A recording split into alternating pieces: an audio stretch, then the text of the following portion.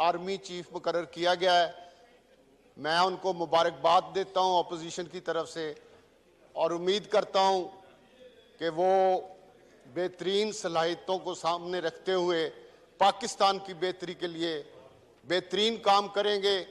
और जो बाजवा साहब ने पॉलिसी दी है कि फौज ने सियासत में कोई दखल नहीं देना, उस पर अमल करेंगे।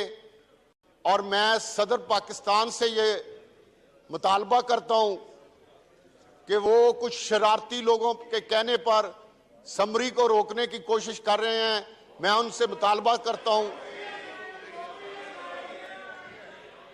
अभी फिर होगी, जब मैं आया हूं हाल में उस वक्त तक नहीं हुई थी।